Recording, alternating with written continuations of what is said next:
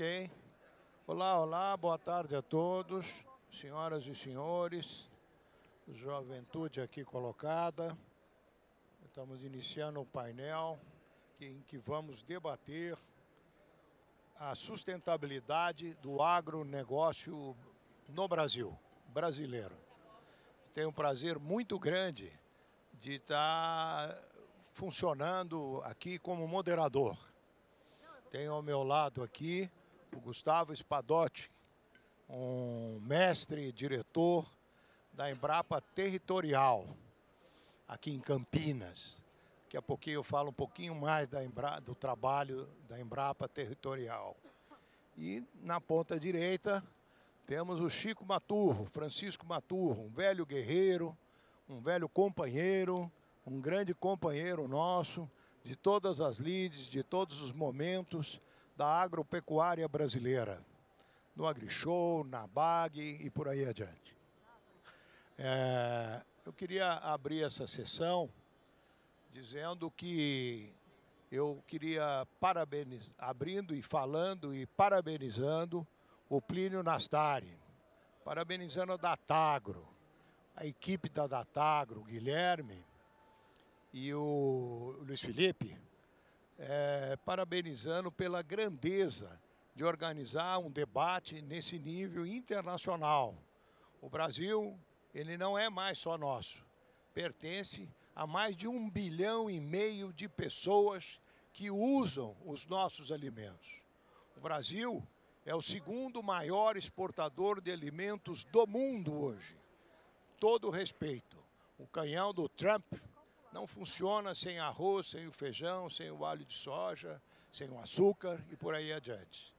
Portanto, eu acho que levar a mensagem que o Plínio procura, trabalha por isso já há algum tempo, para outros cantos do mundo, para ver, vamos ter aqui nesse painel, a oportunidade de conhecer um pouco da sustentabilidade que temos no agronegócio.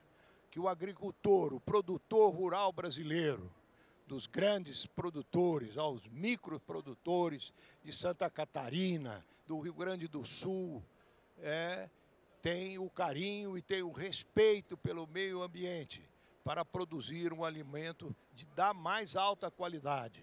Estamos hoje caminhando fortemente para que cada dia mais o nosso consumidor, que seja da Europa ou na Ásia, ele tenha maior conhecimento das nossas fontes de produção e conhecer um pouco da alma do agricultor brasileiro. Ele é o grande vencedor dessa grande batalha que o Brasil vem traçando em cima daquilo que projetamos há 50, 70 ou de repente 100 anos, como é o meu caso na minha família, que estamos há mais de 100 anos trabalhando nisso numa fazenda nossa em Minas Gerais, no Triângulo Mineiro. Portanto, a gente procurar esse painel que fui convidado, eu queria fazer aqui um convite então, a dar ao Plínio e a sua equipe, seus filhos. Nós precisamos uma hora, Plínio, pensar, fazer um evento desse a magnitude em Bruxelas e fazer alguma coisa na Europa, que é o grande centro irradiador para a Ásia, os novos países, China e etc., Índia, que são os nossos consumidores. Nós precisamos mostrar isso também lá fora. Eu sei que o Plínio tem eventos em Nova York, o Sugar Dinner, participei em Londres do Brazilian Day, e eu acho que está na hora, Plínio, da gente, junto com você, colaborar e trabalhar por isso. Eu queria esse painel aqui passar aos objetivos. É o grande painel, a grande personalidade desse painel é a doutora Mariângela Hungria da Cunha. A dona Mariângela Hungria da Cunha é uma engenheira agrônoma, formada na escola de Piracicaba, na Exalc. A doutora Mariângela, ela acabou de ganhar agora o prêmio Wood Food Prize. O Wood Food Prize é um prêmio que nasceu no estado de Iowa, nos Estados Unidos, promovido pelo Norman Burloff, que criou esse prêmio para todos aqueles do mundo que tiveram uma participação de fazer o verde produzir junto, mas nunca deteriorando, nunca eliminando o verde. O verde significa sustentabilidade.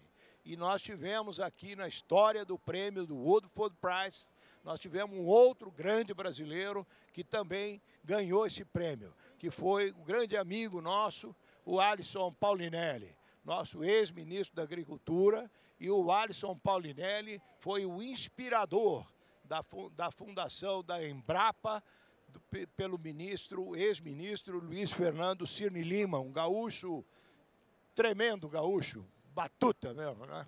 Ele que assinou os contratos de fundação da Embrapa há 52 anos atrás. E aí, então, nós startamos, nós tivemos início a uma agricultura de alto nível, uma agricultura de ciência. Não há agricultura sem ciência. Vocês precisam entender isso. O brasileiro é um cientista, todos os agricultores, os donos de mais de 5 milhões de propriedades agrícolas brasileiras, todos eles, por mais simples que sejam. O agricultor familiar de Santa Catarina assim pensa também, usufrui da tecnologia. E a tecnologia vem da academia, vem da ciência. Vou ler um pouquinho aqui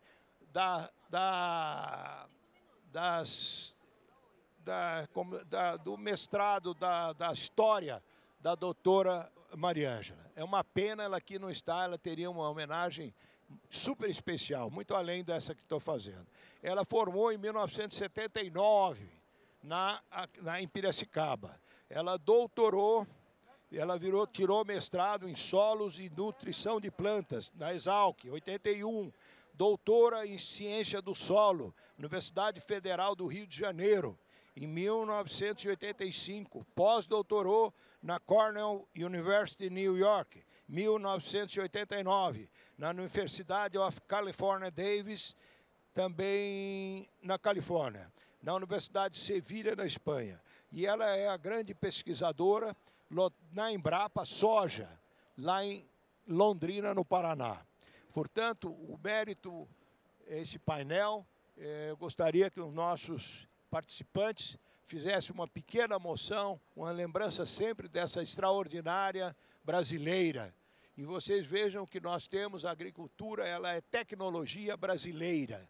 O doutor Alisson contribuiu, deixou a marca dele e agora nós estamos usufruindo disso. E não vamos parar. A COP30, uma referência rápida, é a maior oportunidade que o Brasil deve ter, em tempos recentes, de mostrar ao mundo essa extraordinária agricultura, esses extraordinários homens que fazem agricultura neste nosso país continental, que tem 850 milhões de hectares e que a nossa agricultura, esse ano, vai passar a ter 80 milhões de hectares. Nós vamos ter um crescimento, segundo... Eu não me lembro bem se não é a Embrapa, mas a Conab, exatamente, a Conab noticiou agora recentemente um crescimento na área agrícola brasileira, passando de 2,6. Portanto, mostra a pujança, a força do agronegócio, que lutando com grandes dificuldades, está aí cada dia maior e cada dia com mais responsabilidades no fornecimento dos seus alimentos. E não pensem que tudo vá para fora. O motorista de táxi hoje de manhã me dizia que tudo que nós produzimos vai para outros países, para a China e etc. Não é. Nós não exportamos mais do que 30% daquilo que nós produzimos.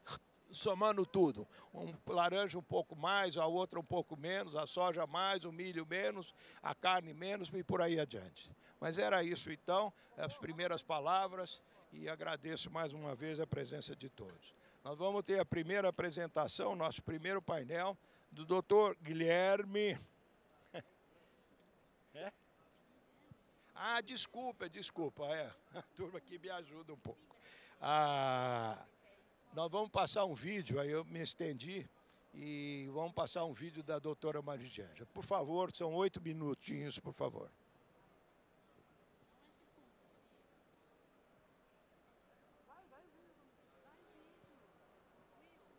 Olá, meu nome é Maria Ângela, sou pesquisadora da Embrapa há mais de 40 anos. Olá, meu nome é Maria de Hungria, sou pesquisadora da Embrapa há mais de 40 anos. Na Embrapa Soja de Londrina. Eu imagino que vários de vocês tenham visto a notícia, né, que eu acabo de ganhar o World Food Prize, que é conhecido como o Prêmio Nobel da Agricultura.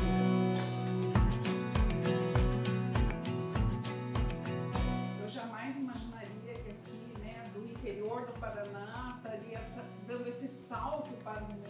E estou muito contente, claro, mas eu falo que comigo ali, no dia 23 de outubro, subirão várias pessoas e instituições. A minha empresa, Embrapa, que é uma empresa pública que serve ao país, a todos os tipos de agricultura e agricultores, e que investiu 4 décadas nas pesquisas que eu conduzi sobre o uso de biológicos na agricultura, tendo iniciado lá em uma época que biológicos não eram considerados top, né, como respostas a uma agricultura.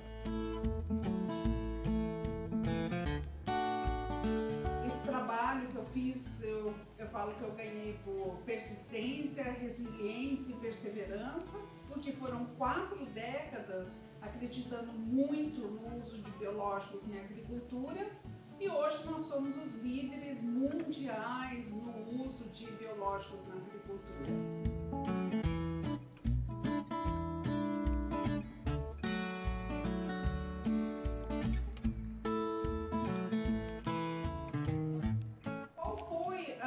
Diferencial que também eu acho que valorizou a pesquisa foi que quando eu comecei a construir meu grupo de pesquisa aqui em Londrina e tinha mais liberdade para colocar em ação aquilo que eu achava, eu foquei em quê? Que eu queria micro-organismos, mas não para uma agricultura de pequena escala. Eu queria o melhor, com altos rendimentos. Não me interessava nada mais que não fossem altos rendimentos, porque aí eu poderia atender desde o pequeno agricultor até o grande.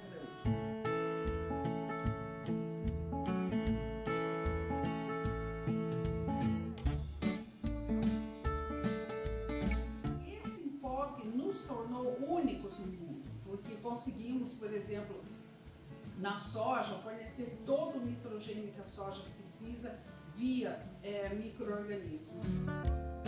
Para ter uma ideia do impacto disso, considerando a última safra, se nós tivéssemos que colocar fertilizante nitrogenado na soja, a gente teria tido um gasto de 25 bilhões de dólares que nós então deixamos aqui dentro do país. O interessante é que pequenos, grandes agricultores têm lucro. Por exemplo, um trabalho de 5 anos com quase 4.000 agricultores aqui no Paraná, usando os produtos biológicos, a coinoculação da soja, vimos que eles tinham um ganho, né, por safra de 111 dólares por hectare. Eram agricultores de menos de 50 hectares e isso impacta muito.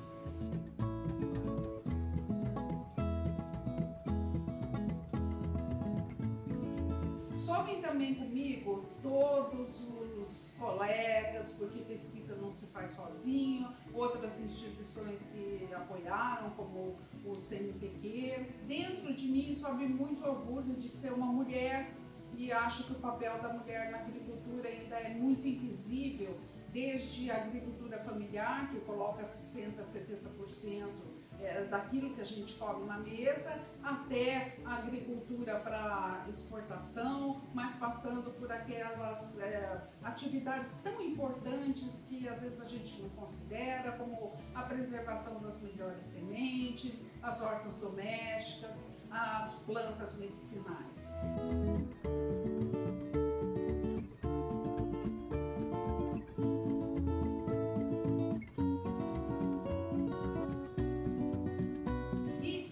Eu estou muito feliz porque eu acho que posso contribuir com a imagem de sustentabilidade da agricultura brasileira, que tem tudo a ver com esse evento que vocês estão presenciando aqui hoje. Trabalho desde o pequeno até o super grande. Posso falar que tenho certeza de que a grande maioria dos agricultores brasileiros, ela se preocupa com a sustentabilidade, eles me perguntam sobre a saúde do solo, eles querem deixar um legado melhor para os filhos e eles se preocupam com as questões ambientais. Então, é uma vitória de todos nós e estou muito agradecida pelas mensagens que tenho recebido e vamos, então, lutar para melhorar essa imagem de sustentabilidade da agricultura brasileira.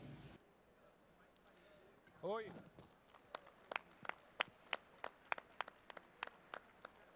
Parabéns à doutora Mariângela. Queria agradecer a Dora Zanin, que está aqui na frente, que intercedeu aí a vinda, a presença da doutora Mariângela, a qual todos os brasileiros devem reverenciar, principalmente nós agricultores. Passo a palavra ao nosso digno engenheiro agrônomo aqui, doutor Gustavo. Obrigado, Cesário. Obrigado a todos. Parabéns, doutor Plínio, parabéns da Tagro e patrocinadores. Um evento dessa magnitude e mostrar a história da doutora Mariângela, né? Que história de sucesso, uma coisa maravilhosa. Para ter uma ideia de quantificar o que ela faz, ela tira a adubação nitrogenada da soja, ou seja, na balança comercial do nosso agro, ela libera 30 bilhões de dólares todos os anos. Uma tecnologia da Embrapa. Você imagina todas as tecnologias que nós já entregamos para a sociedade e queremos seguir entregando. Então é isso que nós vamos falar hoje, Chiquinho, sobre o papel da sustentabilidade no futuro do nosso agro. E eu vou trazer isso com números, mapas e fatos. Mas não dá para falar do hoje e do futuro sem falar o que a gente fez lá atrás. Porque a história do agro não caiu de paraquedas. Não é uma história que aconteceu e é daqui para frente. Não, foi a luta de muita gente que resultou num agro forte, num agro moderno, num agro sustentável, do qual nós podemos ter orgulho e que o mundo já está aprendendo a respeitar e olhar de outra maneira. Olhar um país que não só fornece em quantidade, mas com qualidade e com sustentabilidade. Onde a gente pode cada vez mais valorar e valorizar o papel dos nossos produtores rurais, que se não fosse por eles serem abertos a adotar essas tecnologias, nada seria da Embrapa e nada seria do Brasil. Da onde que a gente surgiu? Chiquinho, que máquina é essa aí, meu amigo? Não é da concorrência, né? Não, então é sua, né? Esse trator é do produtor rural da década de 50, que era o maior, o mais tecnificado. Era isso que a gente tinha. As casas de farinha que vocês estão vendo aí, é o contraste do que era na década de 70, vê como é o Paraná hoje, produzindo farinha.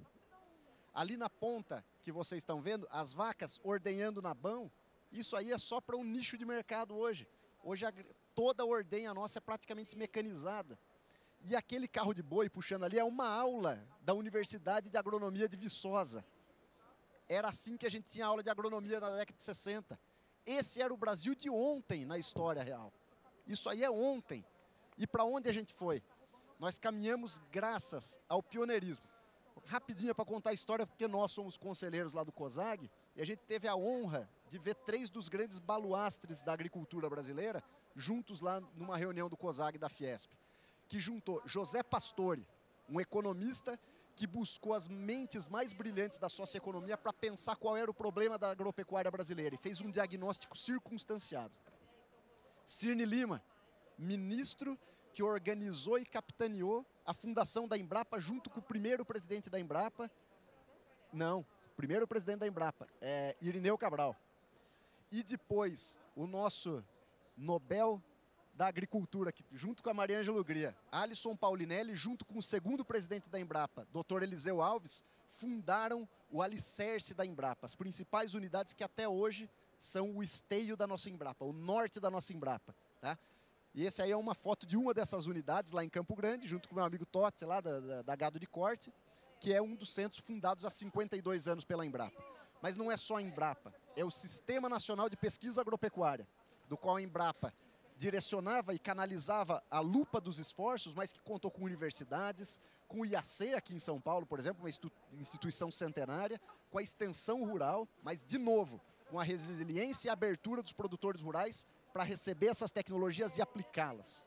Qual foi o sucesso da Embrapa? O diagnóstico dizia, não temos tecnologia e não temos gente. É o pior cenário possível. Nós importávamos práticas da Europa dos Estados Unidos que não davam certo aqui. Qual foi o pensamento de Dr. Eliseus, nosso segundo presidente? Vamos mandar 2.000 moleques, jovens, recém-formados, para os Estados Unidos, para a Europa, para a China, para a Ásia, para a África, e vocês vão aprender o que existem de conceitos lá. Voltar para cá, sentar junto com o produtor rural e falar: produtor, aonde você sangra? Qual o seu problema? Qual a sua dificuldade? E gerar uma pesquisa feita em cima do problema.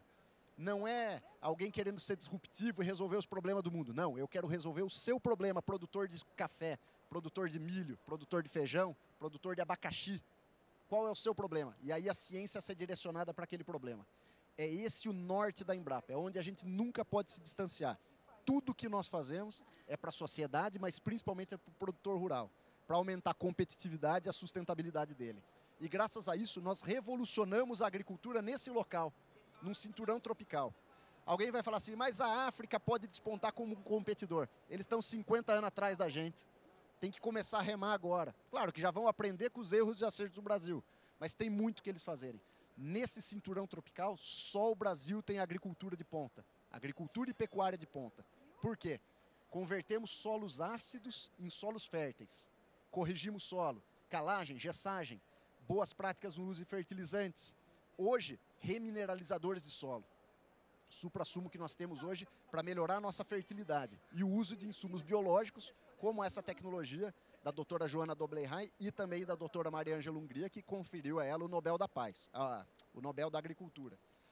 Segundo passo, tropicalizamos genética de plantas, caso do trigo. Recentemente agora, estamos plantando trigo no Centro-Oeste, plantando trigo na Bahia, plantando trigo em Roraima. Olha que absurdo. Um trigo que até anteontem era uma coisa de clima frio. E tropicalizamos genética animal. Tá? O trigo é uma das últimas pesquisas e é onde o Brasil ainda importa 50% do seu consumo. Portanto, vocês estão atingindo isso. Nós vamos ter trigo para exportar também. Esse chapéu aqui, ó, ganhei lá na Embrapa Trigo, em Passo Fundo. Tem uma promessa da Embrapa Trigo para o Brasil. Em menos de 10 anos, o Brasil vai deixar de importar trigo e vai ser autossuficiente na produção de trigo. É a promessa da Embrapa para a sociedade. Em menos de 10 anos. Mas também mexemos com genética animal. Quem lembra, quem conhece aí o gado Gir-Holanda? É a cruza do Gir com o gado holandês. Ou o gado Canchim, por exemplo, lá da fazenda Canchim, lá em São Carlos. Mesma coisa, uma cruza. São animais que na primeira arca de Noé não tinha quartinho para eles. Se tiver outro dilúvio, vai ter que ter mais quarto lá para novos animais que o Brasil desenvolveu. E por último, desenvolvemos sistemas de produção muito resilientes. E nós vamos falar desses sistemas de produção com o Chiquinho aí na sequência. Mas o que a Embrapa faz é trabalhar na fronteira do conhecimento. Biotecnologia. Nós estamos editando gene de plantas. Não é mais transgenia, é edição gênica. É editar um gene daquela planta para ela produzir mais, para ela ser mais resistente à seca, ou, quem sabe, para ela produzir mais nutrientes para as pessoas. Mesma coisa para os animais. E vamos fazer com biologia, microbiologia do solo, transformando a fixação biológica de nitrogênio, evoluindo ela, editando genes dessas bactérias para que elas fixem cada vez mais. Trabalhando com nanotecnologias, compostos cada vez menores. E a Embrapa Territorial trabalha com números. Então essas são as geotecnologias e a ciência de dados para trazer inteligência territorial estratégica para os nossos territórios, para apoiar a tomada de decisão. É isso que nós fazemos, lidamos com esse dilúvio de dados e entregamos para a sociedade não um número, mas uma informação que apoia a tomada de decisão na hora certa, no momento correto. Para quê? Para que a gente não caia na tentação de apanhar à toa por aí. Receber esse tipo de mensagem que às vezes sai na mídia sem ter um contra-argumento, sem ter números que apoiem e mostrem a nossa sustentabilidade. É isso que a gente faz na Embrapa, transforma um conhecimento disperso num conhecimento aplicado para evocar que o agro brasileiro é sustentável. É sustentável por quê? Eu escrevi uma série de 3 artigos para o Globo Rural, que saíram entre o fim do ano passado e o começo desse. Falei sobre o mundo rural protegido nas unidades de conservação e nas terras indígenas, que é o mapa aqui do lado esquerdo, desculpa. Falei sobre as áreas preservadas, o papel dos produtores rurais em preservar dentro das suas propriedades, respeitando o Código Florestal Brasileiro. E depois falei dessa junção do que é protegido, preservado e conservado, mostrando o equilíbrio da nossa produção brasileira, que dedica 66% do seu território de áreas verdes. Se a gente somar tudo que tem de área verde no Brasil, cobre a Europa inteira. 48 territórios da Europa cobertos de vegetação nativa brasileira. E a gente apanha lá fora falando que não somos sustentáveis. Acho que a gente está comunicando errado ou eles não estão querendo ouvir o que a gente tem para mostrar. Porque nós temos um gráfico como esse. A Embrapa Territorial está trabalhando agora na atualização dele para levar para a COP, mostrando 1/3 do Brasil preservado pelos produtores. 2/3 do Brasil protegido, preservado ou conservado, 66%. E 7,8% do Brasil dedicado à produção agrícola. Mar de soja, o mar de algodão, o mar de cana, tudo isso com 7,8% do nosso território. E 21% de pastagens, ou seja, usamos 30% para produzir alimentos, fibras e bioenergia e temos 66% de vegetação nativa. E carrega o Brasil, boa parte do Brasil, das nossas exportações, da nossa balança comercial, é graças ao superávit do agro na balança comercial brasileira, que mantém um câmbio favorável para todos nós. Eu chamo a atenção para esse gráfico. Só um complemento. Claro. Lembrando a todos que muitos aqui não são agricultores. O Brasil não é um país de terras férteis. A fertilidade da terra nós estamos colocando. As terras que nós temos hoje são diferentes das terras do meu avô, do meu pai. Elas não são mais aquelas terras inférteis que pouco produziam. A Embrapa, conosco, com os agricultores, eles reformaram isso. O Brasil é hoje com terras excepcionais, regionalizado, as culturas adequadas a cada bioma brasileiro. Isso tudo é o papel da Embrapa. Ela fez conhecermos os biomas, conhecer a qualidade das terras. A terra brasileira, excessivamente ácida, não é a província de Buenos Aires, nem as terras da Ucrânia. É uma terra pobre, mas nós, através do conhecimento e as pesquisas da Embrapa, chegamos em terra hoje extremamente férteis. Falando em Ucrânia, está ali no gráfico. 75% do território ucraniano é plantado. E o Brasil planta em 7,8%. E nós somos os vilões. A Argentina planta o dobro que a gente, ninguém fala nada que a Argentina está acabando com o planeta. Os Estados Unidos plantam 18%. Todos os países da Europa plantam mais de 50% do seu território. E nós somos os vilões plantando em 7,8%. Tem alguma coisa errada. Mas a mensagem aqui não é que a gente vai devastar, vai acabar com tudo. Não. A nossa mensagem é, tem 3 jeitos para aumentar a produção no mundo inteiro. No Brasil ou em Bangladesh. Você pode aumentar a área. E o Brasil tem área para aumentar. Eu vou mostrar para vocês. Podemos aumentar a produtividade. Muito. E podemos intensificar o uso da terra. Aumentar a área como? Com inteligência territorial estratégica. No lugar certo, na hora certa. Para que, se for preciso abrir novas áreas, que seja preciso de precisão. Aumentar a produtividade como? Reduzindo a amplitude entre a média dos produtores top farmers da média do Brasil. Temos uma nova revolução verde aí. De intensificar o uso da terra. Com mais safrinha, mais rotação de cultura, mais adubação verde, mas principalmente mais integração lavoura-pecuária-floresta. E tem uma tecnologia que nós temos na praça hoje que traz tudo isso. É o Plano Nacional de Conversão de Pastagens Degradadas. Nós temos 44 milhões de hectares de pastos com algum nível de degradação e com alto potencial para a agricultura. Vamos usar isso, mostrar que podemos e devemos dobrar nossa produção com sustentabilidade pensando no futuro. Mas eu tenho um desafio aqui, Chiquinho. Olha esse dado do censo. 60% dos produtores rurais brasileiros não fizeram adubação em 2017. 65% não usam defensivos agrícolas. E 85% não teve acesso a crédito. Olha esse dado, Cesário. 2% dos produtores rurais representam 70% do valor bruto da produção. Então nós temos muitos produtores a serem integrados ainda dentro dos nossos sistemas de produção. E eu tenho certeza que eventos como esse podem fazer furar a bolha e mostrar para a cidade que chapéu e bota andam juntos com terno e gravata. Porque o que une a cidade e o campo é o alimento. E é o alimento que o nosso produtor rural, ele produz. E são os cérebros e não os tratores que são o símbolo da agricultura brasileira, como disse Eliseu Alves. Obrigado, Cesário. Valeu, Chiquinho.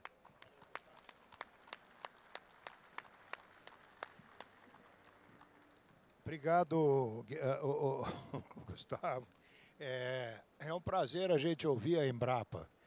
Nós, brasileiros, devemos à Embrapa grande parte, boa parte, a quem nos induziu a fazer o que estamos fazendo.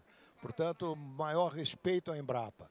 Nós brasileiros, os brasileiros, a sociedade brasileira tem que bater palma para o agricultor todo dia, de manhã, de tarde e de noite, porque é um mérito extraordinário do trabalho, da capacidade que eles tiveram de assimilar tudo isso que a Embrapa pensou, que a Embrapa estudou, que a Embrapa mapeou, é o que o agricultor faz, tem feito. E nós temos potencial de crescimento muito grande ainda, e o doutor Francisco Maturro vai falar um pouco sobre isso também. Muito obrigado. Bem, bom dia a todos. Enquanto coloca a nossa apresentação, vou fazer rapidamente uma saudação à doutora Mariângela e à nossa Embrapa, porque a nossa Embrapa tornou possível um prêmio como esse. Sem a Embrapa, ela não teria o prêmio, com todos os méritos que ela tem. Mas o sistema Embrapa permitiu que isso acontecesse. E eu tenho muito orgulho e vou fazer essa homenagem para todo o embrapiano, em nome do Gustavo. O Gustavo é um amigo querido, chefe da Embrapa Territorial aqui em Campinas, sabe tudo de agro. Eu vou tentar levar aqui para aquilo que é um projeto da Embrapa, que é o Sistema Integração Lavoura, Pecuária e Floresta. Aqui está um pouquinho do que a gente faz por esse Brasil. Nós fizemos uma rede, uma associação rede LPF. A Embrapa é o nosso braço da ciência, da pesquisa, da tecnologia, e mais do que isso, é o braço que está lá no campo, junto com a gente, com a botina cheia de barro, cheia de terra muitas vezes, e muitas vezes sem ter até o que comer. A gente já passou fome por aí com dinheiro no bolso. Então, rede LPF e Embrapa é uma parceria público-privada que tem dado certo e vai continuar dando certo. Aqui eu vou falar muito rapidamente sobre as 3 grandes evoluções do agro brasileiro. A primeira, sem dúvida nenhuma, foi plantio direto. Plantio direto que nós fazíamos agricultura como os nossos antepassados aprenderam nos seus países de origem. E de repente a gente descobre que não dava certo. Nós estamos em país de clima tropical. Aí vem agricultores apoiado pela Embrapa, puxado pela Embrapa, dizendo: aqui é um clima tropical, as terras são pobres, aqui tem deficiência de calcário, aqui tem deficiência de calagem, os solos são ácidos, é complexo demais. Eu quero lembrar vocês que a última publicação do Boletim 100 pelo nosso Instituto Agronômico mostra o território do estado de São Paulo com 67,13% de deficiência de calcário, de calagem. É muita coisa. A segunda grande evolução do agro é a possibilidade de fazer a segunda safra, que é uma janela muito curta que algumas pessoas ainda chamam de safrinha. O nome não importa, ela já é uma safrona. Cada 3 sacas de milho produzidas no Brasil, 2 são de segunda safra. Nosso algodão todo é de segunda safra e já somos o 2º maior do mundo e vamos ser o 1º. E a gente não quer disputar com ninguém, a gente quer disputar qualidade. O Egito hoje importa algodão do Brasil. É brincadeira? É. Vai comprar um lençol, uma fronha, uma camisa com algodão egípcio para ver o preço. E certamente será do nosso Centro-Oeste, com certeza. A terceira grande evolução é a nossa integração lavoura-pecuária, floresta, que é um projeto da Embrapa, que nos apoia por todo esse país, domando um cerrado bravo. É bravo fazer agricultura naquilo que um dia foi dito: cerrado nem dado e nem herdado. E hoje está aí solos arenosos, ácidos, produzindo como solos do meio oeste americano, Ucrânia ou Pampa Úmido argentino. Aqui tem uma fazenda que nós adotamos como uma referência. Em 2006, o que a gente tinha ali era uma plantação de cupim. Não tinha mais nada do que cupim. Baixa precipitação pluviométrica, areia para todo lado. Não tinha quem fazia aquilo produzir. Está lá a Embrapa, com apoio da iniciativa privada, ajudando a fazer, ajudando a desenvolver. E a fazenda aqui em 2024. A fazenda é absolutamente exuberante. A fazenda Santa Brígida, em Ipameri, Goiás. Eu quero lembrar a vocês, o ano passado, 2024... a precipitação pluviométrica daquela fazenda foram 530 milímetros. Isso é precipitação de deserto. E E a fazenda está absolutamente exuberante pela cobertura, pelo bom manejo das práticas, tudo aí funciona muito bem. Lembro que isso é uma propriedade privada. Ela compra, ela paga juro, ela paga parcelas e ela toca a vida e ainda ganha dinheiro. Eu acredito muito na preservação ambiental dentro das propriedades. O Brasil preserva a propriedade, na propriedade privada, um verdadeiro ativo, um patrimônio fantástico, que não gera renda, ao contrário, gera despesa. E hoje, nós não fazemos preservação ambiental na propriedade privada só por causa da lei, viu, meu amigo Arnaldo Jardim? A gente faz hoje por consciência, mais ou menos como foi cinto de segurança há uns tempos atrás, que era a lei. Hoje você não vê uma criança entrar num carro sem afivelar o cinto, é consciência. O agricultor tem essa consciência. Esses dias visitei uma fazenda que tinha um nome em Guarani, que a tradução literal era terra dos meus filhos. E é dessa forma que a gente quer olhar os solos. Então aqui nós temos alguns números da Fazenda Santa Brígida, que são números da Embrapa, aferidos pela Embrapa, controlados pela Embrapa. Fazenda que tinha 1,8% de matéria orgânica, hoje está no teto, 3,8%, 4%. Isso é um sonho. Não precisa medir carbono numa fazenda dessa, está aí. Carbono está aí, matéria orgânica está aí, em condição normal, sem nenhuma degradação, sem nenhuma erosão eólica ou por precipitação, ela chegaria a 4 séculos para fazer essa matéria orgânica aí. Unidade animal, meia unidade animal por hectare, hoje nós estamos falando em quanto? 6 vezes. Carne, 75 quilos por hectare, para 1.000 e quanto que está ali? O número está pequenininho. 1.050 quilos de carne. Milho, soja, mais que o dobro do que produzia no início. Nem o meio oeste americano, nem a Ucrânia, nem o Pampa Úmido faz isso. Nós estamos falando em terra de solos absolutamente arenosos. Difícil de... Bom, era só ver como era em 2006, né? 2006 foi ontem, gente.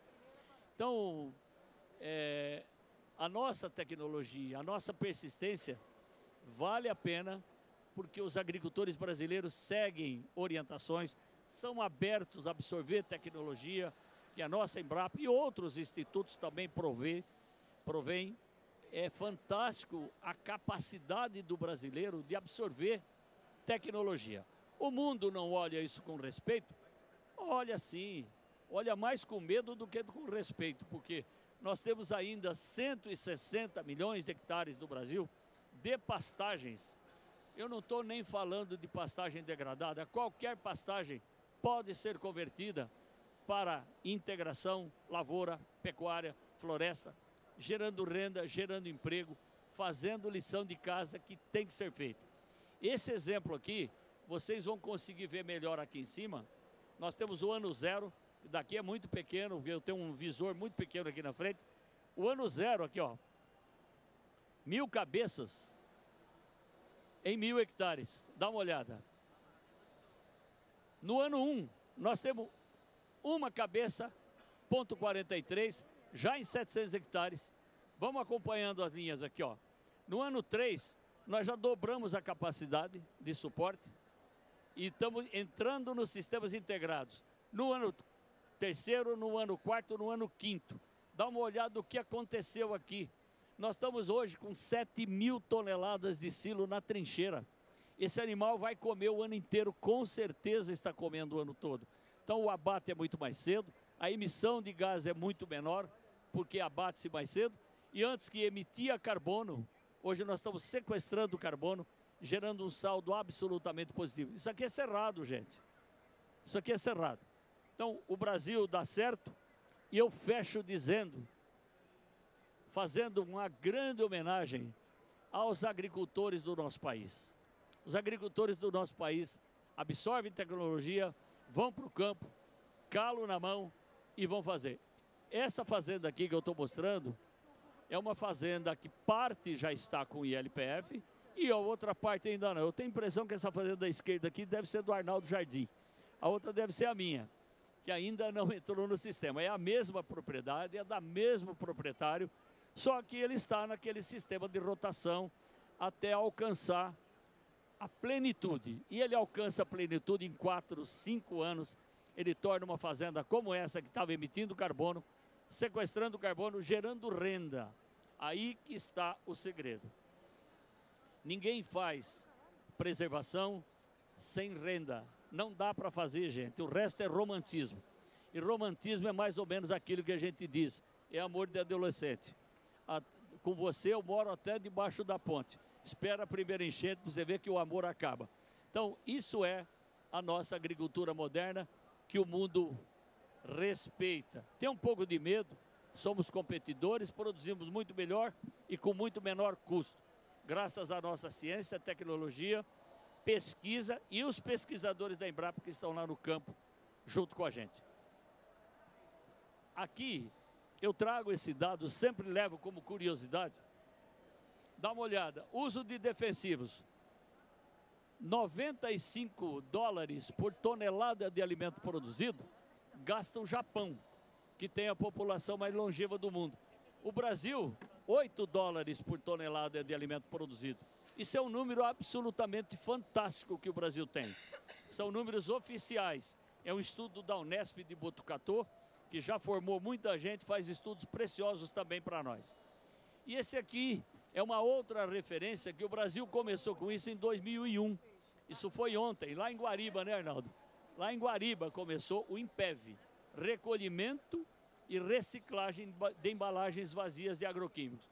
Dá uma olhada, Argentina 14, Estados Unidos 33, 57, 75, 77 e o Brasil aqui, ó, 97% de recolhimento e reciclagem de embalagens vazias de agroquímicos.